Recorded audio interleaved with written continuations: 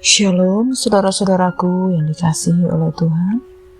Selamat hari Minggu dan selamat beribadah. Nah saudara-saudaraku, kita bersyukur kepada Tuhan pada hari ini, Minggu 6 November 2022. Kita kembali datang kepada Tuhan, bersekutu, memuji, menyembah Dia. Nah saudara-saudaraku, mari kita persiapkan hati kita untuk lebih lagi mendengarkan sabda firman Tuhan. Bila firman Tuhan yang akan mengubah, membawa kita semakin dekat, semakin intim dengan Dia. Mari saudaraku, saya mengajak saudara-saudara semuanya untuk dengan tetap setia mendengar firman Tuhan. Mari kita satukan hati dan kita berdoa. Bapa kami yang di surga, dikuduskanlah namamu, datanglah kerajaanmu, dan jadilah kehendak-mu di dalam hidup kami, seperti di surga. Kami bersyukur ya Bapa, kalau saat ini kami kembali datang kepadamu. Kami rindu untuk dapat mendengar firman-Mu. Urapi kami, berikan kami hati yang lemah lembut untuk dapat mendengar dan melakukan firman-Mu. Terima kasih Bapa, berbicaralah bagi setiap kami. Kami siap untuk mendengarkan dan melakukannya. Terima kasih Bapa, hanya di dalam nama Tuhan Yesus kami berdoa. Amin. Nah saudara-saudaraku, kita akan membaca firman Tuhan. Hari ini kita akan belajar firman Tuhan yang berjudul Kecantikan Seorang Wanita. Firman Tuhan ini tertulis di dalam Amsal 31 ayat 10 sampai dengan 31. Saya akan membacakan firman Tuhan ini bagi kita semua. Puji-pujian untuk istri yang cakap. Istri yang cakap, siapakah akan mendapatkannya? Ia lebih berharga daripada permata. Hati suaminya percaya kepadanya. Suaminya tidak akan kekurangan keuntungan. Ia berbuat baik kepada suaminya dan tidak berbuat jahat sepanjang umurnya. Ia mencari bulu domba dan rami, dan senang bekerja dengan tangannya. Ia serupa kapal-kapal saudagar. Dari jauh ia mendatangkan makanannya. Ia bangun kalau masih malam, lalu menyediakan makanan untuk seisi rumahnya, dan membagi-bagikan tugas kepada pelayan-pelayannya perempuan. Ia membeli sebuah ladang yang diingininya, dan dari hasil tangannya kebun anggur ditanaminya. Ia mengikat pinggangnya dengan kekuatan. Ia menguatkan lengannya. Ia tahu bahwa pendapatannya menguntungkan. Pada malam hari pelitanya tidak padam. Tangannya ditaruh pada jentera. Jari-jarinya memegang pemintal.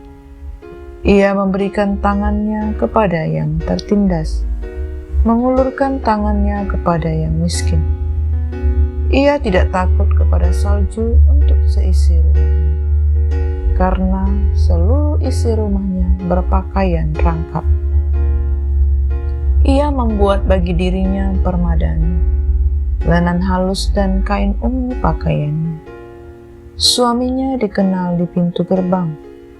Kalau ia duduk bersama-sama para tua-tua negeri, ia membuat pakaian dari lenan dan menjualnya. Ia menyerahkan ikat pinggang kepada pedagang. Pakaiannya adalah kekuatan dan kemuliaan. Ia tertawa tentang hari depan. Ia membuka mulutnya dengan hikmat. Pengajaran yang lemah lembut ada di lidahnya. Ia mengawasi segala perbuatan rumah tangganya. Makanan kemalasan tidak dimakannya. Anak-anaknya bangun dan menyebutnya berbahagia. Pula suaminya memuji dia. Banyak wanita telah berbuat baik, tetapi kau melebihi mereka semua. Kemolekan adalah bohong dan kecantikan adalah sia-sia. Tetapi istri yang takut akan Tuhan dipuji-puji. Berilah kepadanya bagian dari hasil tangannya. Biarlah perbuatannya memuji-muji dia di pintu gerbang. Amin. Nah, saudara-saudaraku yang dikasihi oleh Tuhan, melalui firman Tuhan, pada hari ini kita boleh belajar bahwa setiap kita suka akan kemolekan dan kecantikan. Oleh karena kemolekan dan kecantikan, banyak orang lupa diri, tergila-gila dengan kemolekan dan kecantikan, dan banyak orang jatuh di dalam dosa. Kemolekan dan kecantikan menjadikan banyak orang kehilangan segala sesuatu. Hancur keluarganya, kehilangan pekerjaan, bahkan tidak sedikit yang kehilangan iman terhadap Tuhan Yesus. Amsal memperingatkan bahwa kemolekan adalah bohong dan kecantikan adalah sia-sia. Kecantikan itu bohong atau menipu dan sia-sia. Apa maksudnya? Kecantikan itu hanyalah sementara, fana, dan berlalu seiring berjalannya waktu. Waktu seorang wanita itu muda belia bisa cantik jelita, tetapi ketika ia mulai tua, wajahnya mulai mengeriput dan ia sudah tidak cantik lagi di mata manusia. Kecantikan fisik tidak akan abadi. Kecantikan bisa menipu. Jika orang yang cantik dan menganggap kecantikannya sebagai kekayaan, maka ia akan sukar masuk surga, sebagaimana orang kaya sukar masuk surga. Seorang wanita yang terlihat cantik apabila ia hidup dalam kepatuhan. Seharusnya lah perempuan berdiam diri dan menerima ajaran dengan patuh. Patuh bukan berarti harus selalu mengalah dan takluk di bawah laki-laki. Patuh yang dimaksud adalah bagaimana wanita menghargai ketetapan Tuhan di dalam menjalani kodratnya sebagai wanita, yaitu sebagai penolong yang sepadan bagi laki-laki. Penolong dalam hal apa? Penolong di dalam melakukan kehendak Tuhan. Sebagai keberadaannya sebagai istri, ia harus tunduk dan patuh kepada suaminya.